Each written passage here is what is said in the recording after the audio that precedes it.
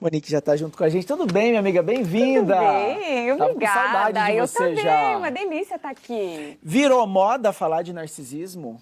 É. Assim, no sentido ruim. Perfeito, Murilo. Temos duas possibilidades aí. Como bombou nas redes essa terminologia, o ponto positivo é que, vamos olhar para isso. Tem uma demanda aí.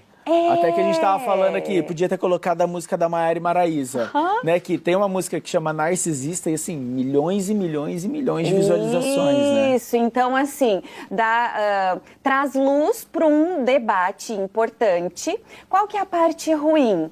A banalização do termo e, de repente, o não cuidado às vítimas ou a essas situações mesmo que são muito difíceis, dos abusos, né, que as pessoas sofrem dentro, né, da violência ali dessa relação. Então, por isso que é legal a gente entender, olhar para isso com cuidado, que sim, precisa fazer o tratamento, precisa olhar, e se o relacionamento não está ruim, não está bom, né? Se o relacionamento está ruim, vamos pedir ajuda. O que é mais comum? A gente vir de uma família, de um pai, de uma mãe narcisista, ou a gente está vendo mais relacionamentos amorosos ali com parceiros narcisistas? Na verdade, eu acho que nós estamos vivendo um tempo, né, de pessoas que os traços narcisistas, eles existem, se a gente pensar principalmente nas redes sociais, né? Então, assim, tem uma predisposição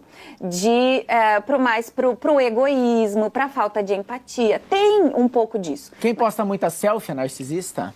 Não necessariamente. Muito biscoito? Perfeita essa pergunta. Biscoito é muita foto do corpo, sem camisa, né, de biquíni.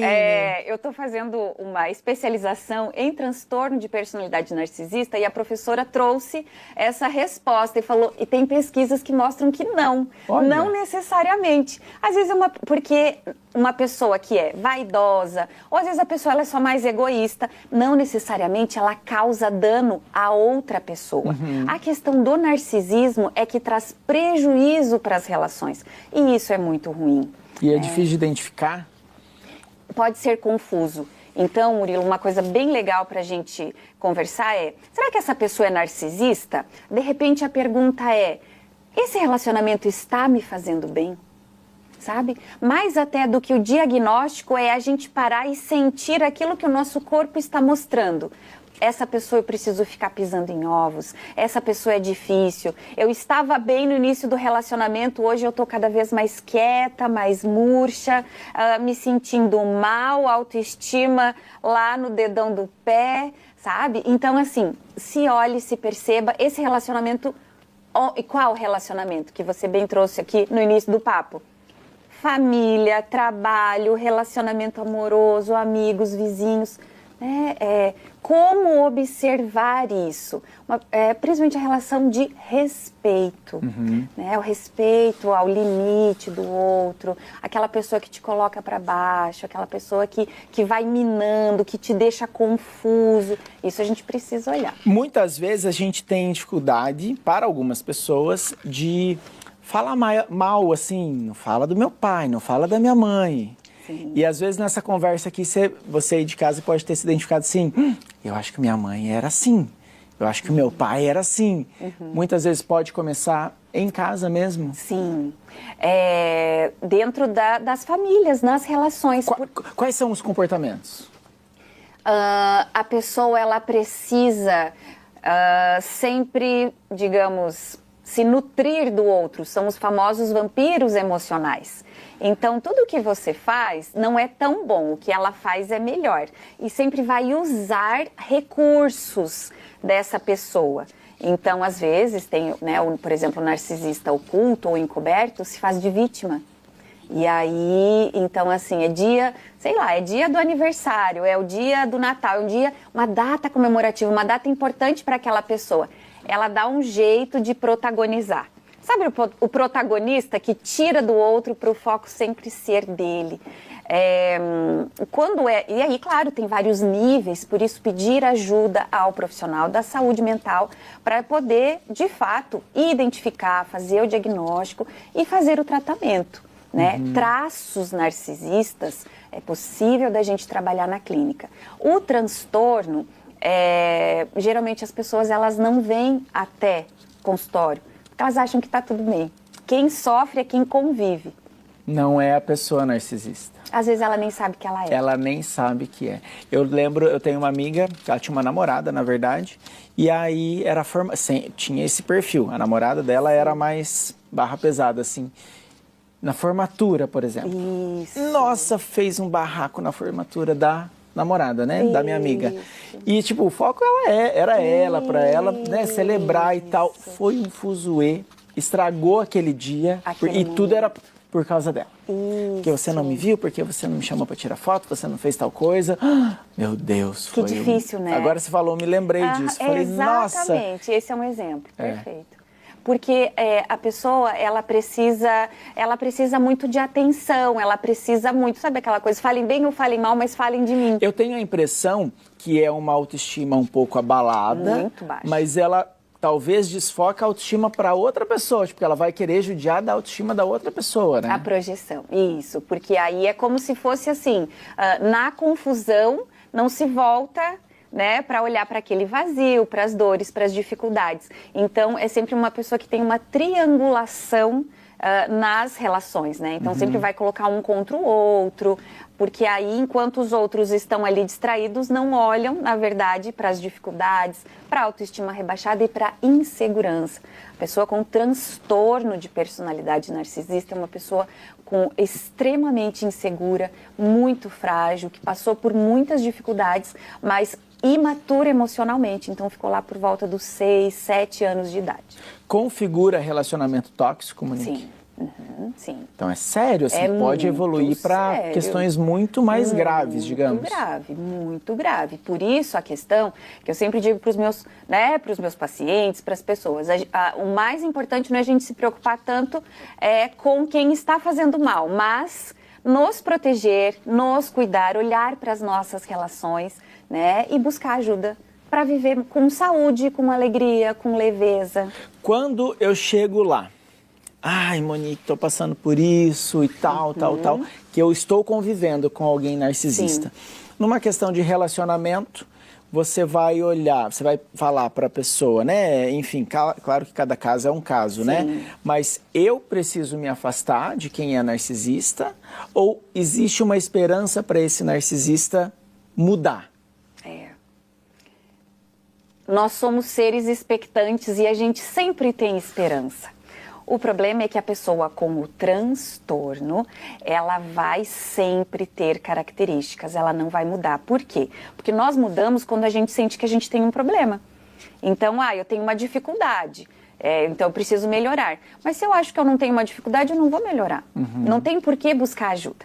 Então, é justamente isso. Então, mas eu gosto desse meu companheiro, dessa minha companheira, ou é uma pessoa que eu não posso romper. Tipo pai e mãe. Isso, ou então assim, vou me separar, mas é o pai dos meus filhos, é a mãe dos meus filhos. Aí nós temos que trabalhar essa blindagem emocional, esse afastamento emocional para poder não ter tantos danos nessa relação. Gostei de uma pergunta que está aqui na minha pauta. Por que pessoas inteligentes permanecem em relações abusivas? Exato. Pessoas inteligentes, pessoas competentes, pessoas empáticas são as principais vítimas. Porque a pessoa narcisista, ela vai se aproximar porque ela quer algo, né? Ela precisa se alimentar dessas potencialidades. Mas então, por que permanecer? Porque o que faz o vínculo traumático e o que faz permanecer uma relação ruim não é a falta de capacidade cognitiva. É justamente a confusão do reforço intermitente, que a gente diz, morde e assopra, quente e frio. Então, uma hora dá um beijo, outra hora dá um tapa. Uma hora dá um presente, outra hora nega afeto. Então, com o avanço das redes sociais, termos como punição com o silêncio, gaslighting, trauma bond, todos esses termos específicos da psicologia se tornaram, né, mais populares, o que tem o lado positivo para a pessoa pensar, opa, eu acho que isso não está certo. Acho que essa instabilidade é muito ruim, porque eu nunca sei onde eu estou pisando. Uma hora está de bem, outra hora está de mal. Uma outra hora me pune simplesmente porque eu conquistei algo. Isso não é bom. Olha, você falou, né, da pessoa vai demonstrando esses sinais. E ontem eu estava conversando com uma amiga, ela passou por uma separação recente e ela vivia num relacionamento maravilhoso. Sim. Durante um X tempo ali, estava tudo casada, tudo bonitinho, resolvida, a vida estava feliz. E ela começou a ter questões de saúde mental, ter que se afastar do trabalho, ter que fazer isso, fazer aquilo. E aí, menina, você acredita que ela nunca tinha visto uma mudança de personalidade dele? Foi a partir da fragilidade dela, né? Ele se mostrou. E ele se mostrou, assim, tudo que ela tinha é para me ofender, é para me incomodar, como que vai ficar, isso é para chamar a minha atenção, sabe? Coisas assim. E ela foi percebendo esse narcisismo, né? Tanto que ele encerrou o relacionamento, não quero mais ficar assim. Porque para ele não dava, ele não apoiou, não acolheu no momento de fragilidade. Não consegue cuidar. E aí, agora você falando também, me lembrei dessa história. Eu falei, nossa, só que daí no caso dessa história, ela não via nenhum comportamento. Ele demonstrou, tipo assim, aflorou, pum, virou uma chave. Isso também pode acontecer. Como você falou, o narcisista talvez ele, em algum momento, ele possa não mudar, mas está guardado ali nele. Sabe o que acontece? Ele sempre só que seduz. Então, o que acontece? Nós não vamos na toca do lobo se a gente sabe que é um lobo. Então, qual que é o grande problema? As relações abusivas, as relações difíceis, as relações tóxicas não começam ruim, começam com sedução. Então, é a melhor pessoa. E o que se mantém na relação é que não é sempre ruim. Porque fala, opa, ali é ruim, eu não vou ali então. Né? Mas não, é por isso que confunde. Ora bom, ora ruim. Às vezes acontece quando chega os filhos, quando passa por uma situação de uma dificuldade financeira, algo que estabiliza esse suprimento emocional. E aí, uma coisa importante da gente pensar aqui, nem todo conflito é abuso, nem toda crise advém de uma relação narcísica, né? Acho que isso também é importante. São casos específicos que que a gente precisa sim olhar com muita atenção e sair dessas relações ruins. Não é possível sair, então eu vou cuidar da minha saúde mental para poder lidar com as pessoas que deveriam cuidar e não cuidam. Ai, meu Deus. Vamos longe de se deixar, né, Monique? Sim. Muito obrigado por sempre contribuir aqui com a gente, tá? Obrigada Volte logo. a você. Um beijo. Até a próxima. Até.